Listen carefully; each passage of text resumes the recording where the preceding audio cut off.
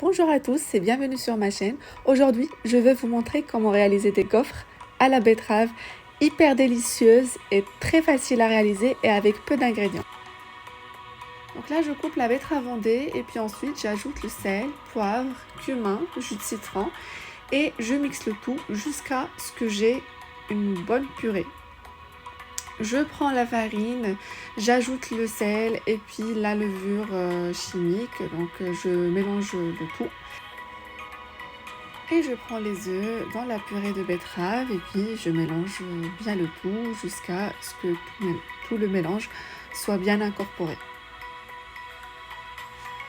Une fois c'est fait, je prends la farine et puis je l'ajoute petit à petit tout en mélangeant jusqu'à ce que tout soit bien incorporé et que j'ai un mélange homogène.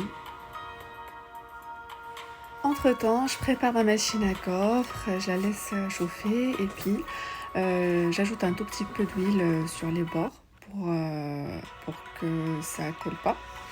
Et je prends 2 cuillères à soupe dans chaque partie pour faire ma gaufre. Donc je l'étale un petit peu sur les côtés.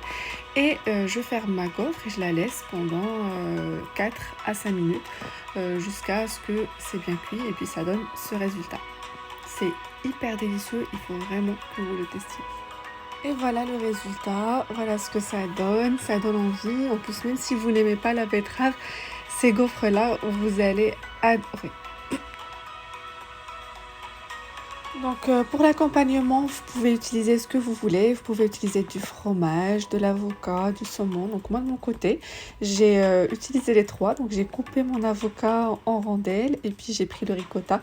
J'ai mis par-dessus de mes gaufres.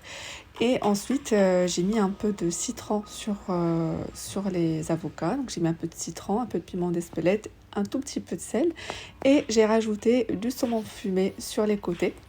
Et c'était vraiment très délicieux. J'ai accompagné avec ça un peu de salade et quelques figues pour ajouter un tout petit goût sucré. C'était vraiment très bon. Je vous conseille de l'utiliser. Et en plus de ça, c'est hyper healthy, c'est plein de vitamines et plein de fibres. Voilà, je vous souhaite bonne dégustation. J'espère que ma recette vous a plu et puis je vous dis à la prochaine.